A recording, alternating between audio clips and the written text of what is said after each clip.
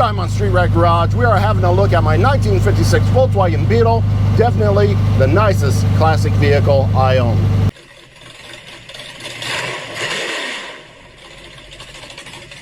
So a lot of people have commented on this car because it's been in the background of several episodes, and they want to see a walk around. A lot of people have asked about this car, what year it is, can we see a walk around? Well, in fact, there are probably 2 other videos on my channel describing this car and actually doing some work on it, but unfortunately not everybody goes back and through all the old videos and looks for them. It's buried down in there pretty good. So today we're going to have another look around this Volkswagen Beetle for all the new subscribers on the channel. So let's get into it.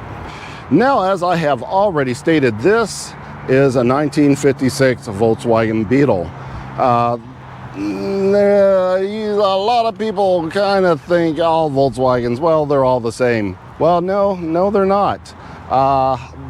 Some of the differences in Volkswagens, like the newer ones that you have seen around, not that there are any new rear-engine air-cooled Volkswagens, that I can't remember, I think it was 2003 that somebody correct me because I can't remember, but 2000s they stopped making rear-wheel drive air-cooled Volkswagens, and most of those were only made in Mexico. The ones past like 1979, I believe. But this is a 1956, so this was made in Germany, imported, all that fun stuff. And there's a lot of differences in between this Volkswagen and your common everyday Volkswagen. So let's just start right here at the front of the car. So from about 1953-ish, it's been a while since I talked about Volkswagen, so my years are going to be off a little bit.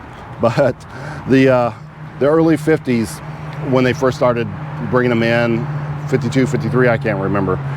But these fenders, they did have this cover over them, this glass bezel right here, and they had these turn signals that stuck out. Actually, some of these didn't even have the turn signals that stuck out. They had what's called a semaphore, like a little flag on the side of the B pillar that would flop up, and that was your turn signal. So if you see one of those are definitely a good one to get a hold of. But this is called a bullet style turn signal. These are called bullet fenders, and this is what would be deemed an early model fender. Has the horn bezel, has the bullet fenders, has a glass over the headlights. So that's an early style. Plus this this hood right here, and I changed the bumpers on these too. So there's some stuff that I've changed. These are clear. They shouldn't be clear. They should be amber. I put new horn bezels on there, and I changed these bumpers out right here. These bumpers, these are just a blade style aluminum bumper that I have on here now with the aluminum brackets on there. Now, this would originally had what was called an overrider bumper. It would have a big chrome bumper, kind of shaped like this, without the ridges and stuff. And then it would have another bumper, a bumperette that came up here and went across, and would have another bar that came out of this hole and attached there. And the brackets would definitely be different on that. So I changed this for a newer, cooler style looking. But I like the overrider bumpers. I think they look pretty good. And don't judge me on this. I haven't cut this off yet. I have not driven this car very much since it's been restored. So there's that. This is aftermarket crest that I put on here. This trim is aftermarket. The handle's aftermarket. Most of this stuff is aftermarket. The original stuff is hard to find and very, very expensive. So there's also this emblem here. It's also an aftermarket emblem, and it's attached. It's actually attached with 3 tabs. This is called a 3-tab hood. Later days they had 4 tabs, 1, 2, 3, 4, and that's 4-tab hood. So those are just little boring things about Volkswagens that only Volkswagen people know. Now, I'll try not to get too nerdy in this video, and because there's a lot of facts and a lot of differences in between Volkswagens. Even though most Volkswagens look a lot alike, there are a lot of differences. There's like a whole book on a 1967 Volkswagen, because it is completely different from every other Volkswagen out there, made for 1 year, but it basically looks just like every other Volkswagen to a commoner. Now, back in the early days of Volkswagens, well, in order to fill your gas tank, you actually had to pop the hood. So you had to come in here and open her up and have a look down inside there and fill up your gas. So yeah, that wasn't, you know, the world's best way of doing that. And as you can see in there's no gas gauge. So what would happen is I don't have it in here, but there's what's called a reserve tank lever that would have been right in this area. Just a little T-handle. You turn it when you run out of gas, and then that sort of your reserve gas, sort of like on a motorcycle, almost exactly like a motorcycle. You just hit the reserve on your gas tank, and that means it's time to go and get fueled up, because you got about 30 or 40 miles left before you run out of gas. So I did change. This is a whole new wiring harness all the way through. That was a pain to do. That was absolutely no fun. But back to it.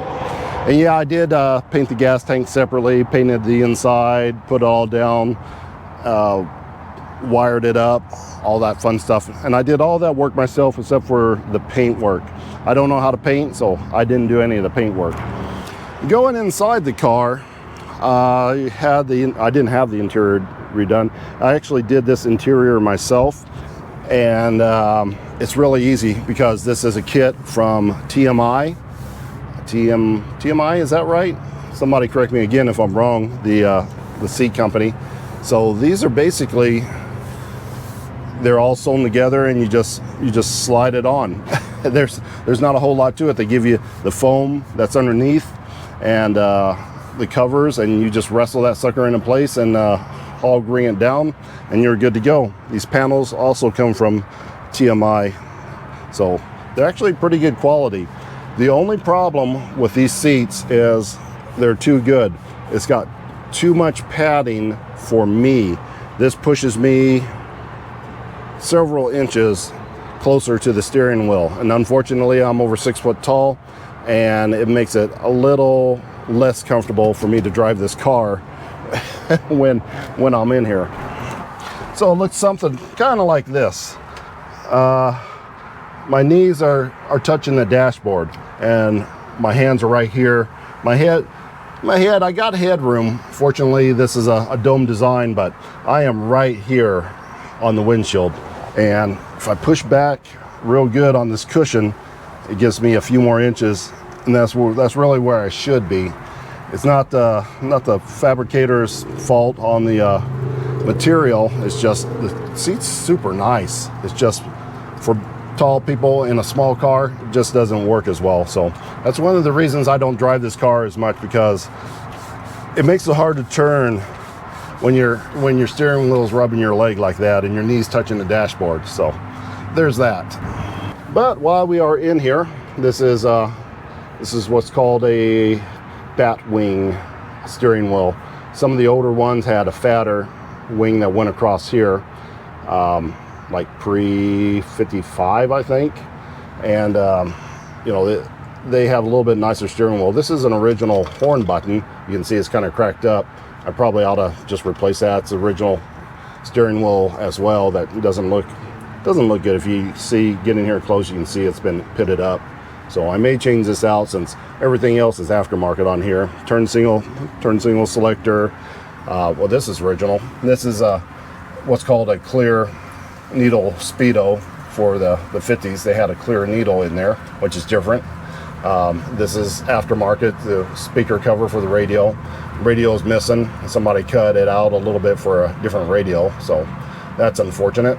And this little oil pressure thing, this is where the ashtray used to be. So there's that. And your key's all the way over here. And it has this old bug pack shifter on it, which is not original either. So a lot of not original stuff. This is an original, and it's actually kind of floppy, so that needs to be replaced. There's still a lot of work that needs to be done to this car, but you know, it's still pretty good. All right, let's get into the business end of this car. Probably what most of you want to see anyway. This engine right here is it comes from a newer Volkswagen. It started out as a 1600cc engine, 1.6 liter. This originally, I think, had can't remember if it was 11 or 1200cc engine in it now, but a lot smaller engine, definitely. And this engine was, it's been hopped up a little bit. So now the displacement on this engine originally was 1600, now it's 1915. So 1.9 liter engine with dual carburetors on that. You know, I can't even remember if those are Webers or not. It's been so long since I built this. Actually, I didn't build this engine. A good buddy of mine built this engine, but I gathered most of the parts for it. So it's been converted to 12 volts alternator. This would have come with a generator originally. In order to make these engines bigger displacement, you don't bore these engines out. You simply go get the jugs, the cylinders. The cylinders come off of the block. They're actually a separate part in between the block and the head of the engine. They just come off. You slide a bigger piston in there, and you're basically done. There's a little clearancing to do on the block. You do have to bore out the block a little bit to receive the cylinders, but you're not boring the cylinders. You're just boring where the cylinders go into the block. So there's that. You know, fuel pressure regulator, high flow fuel pump. It has electronic ignition on it now. Little fancy numbered timing wheel there, crank pulley. Just all that fun stuff. It is missing one shield that goes right here. It's very important to have that shield there. I just haven't put it in since I took this engine back out the last time, but heat rises up here. This is an air-cooled engine, so you want as much circulation and keeping the heat out of here. So I need to get that shield back in there to keep some of this heat out. And another way I keep heat out is I have this little tennis ball here that doesn't allow the hood or the trunk lid or whatever you want to call it to close all the way. So I get a little ventilation right there around the seams, so the heat does dissipate a lot. And again, as with the front bumpers, we have the billet aluminum blade bumpers on the back. We have a lot bigger exhaust put on it, makes it a little bit louder. And right here, these are originally what's called snowflake taillights. These are, you know, they stopped making these in like 60 something. I can't remember again, like 1960, 61, somewhere around there. But these are LEDs now, so they're a lot brighter and nicer than the original taillights. But this is just the lens insert. These lenses and housings, they get kind of pricey actually. So they sell these aftermarket, and I can't remember if these are aftermarket housings, but these are aftermarket taillight lenses, LEDs. So that was pretty cool. All right, now let's come back around to the front of the car again, because I didn't tell you about the suspension. A lot of people wonder why the wheel sets so far inboard. It's about 3 inches set in the wheel, and it's tucked up in here. Well, it's kind of simple but complicated both at the same time. Volkswagens have a unique suspension, and it's called a beam style suspension. You can see in there that is a solid tube beam that runs all the way across. And what happens when you want to lower a car and run wide tires and not have it hit the wheel wells, the fender wells on the outside, you want to narrow this beam. So that is done by, if you can see in the middle there, those are adjusters, and you can cut the beam in half. Those aren't there originally. You cut the beam in half and cut it and back about 3 inches on each side, and then you weld it back together with those adjusters inside. Now this is these are torsion tubes, almost kind of similar to what's on a Mopar. You can raise and lower it by using these adjusters right here to put tension or lessen the tension on the springs that are inside that, and then that moves the wheels travel up and down. So that lowers your car or it raises your car depending on which way you turn it, just like on an old Mopar or a foreign, you know, like a Mazda truck. That's how they lowered the Mazda's trucks in the front end. They had sort of a torsion bar suspension, similar but not quite to the suspension on a Volkswagen. Now for the back end, if we can see it, you have what's called a lowering plate right there. We have another torsion bar, but we can't as effectively control the height with this torsion bar. So we have plates here. This plate runs here, and you can see it running there, and it connects to the axle. Now, as you can see in here, this plate is normally straight across. This one angles upwards, so the higher it goes, the lower that the car will sit, because it's bringing the axle up a little bit higher. It's really a little bit difficult to see in here. Maybe we can see it on the back side a little better, but that plate connects to the axle right there, and it just lifts, brings the axle up closer to the body and lowers the car down.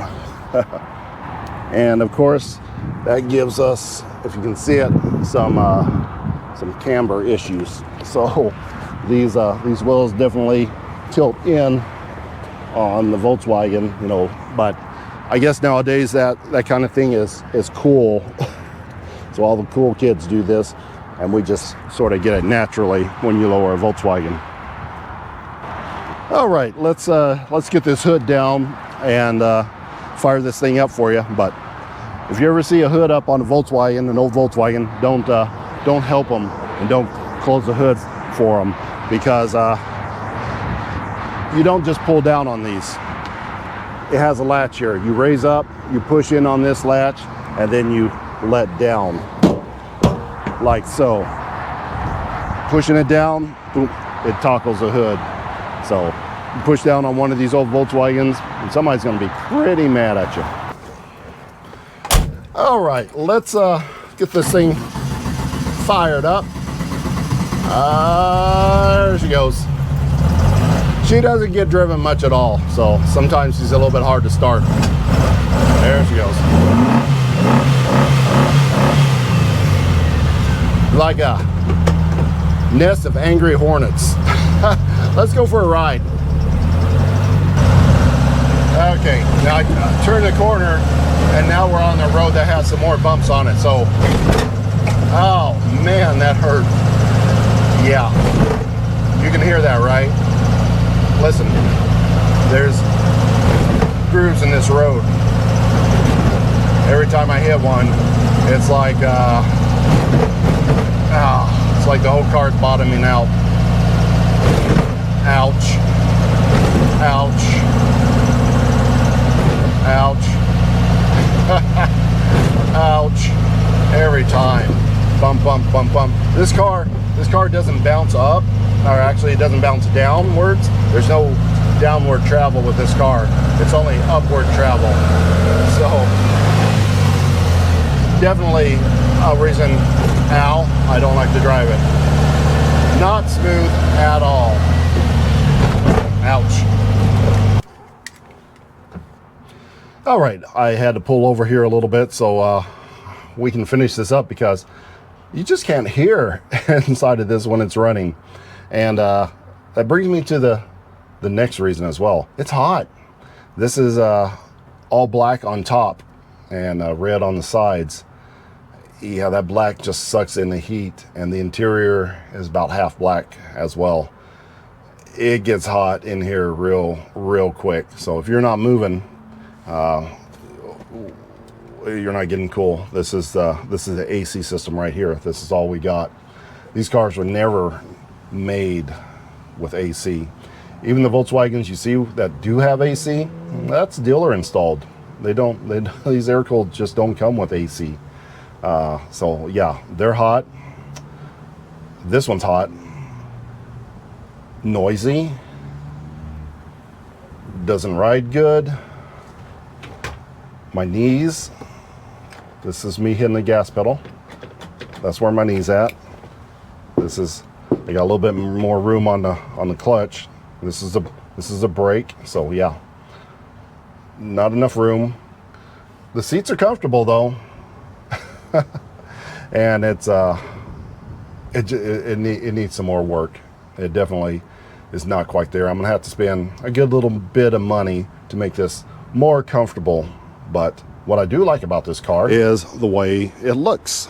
I mean, sometimes you have to sacrifice quality, the ride quality, comfort, convenience for,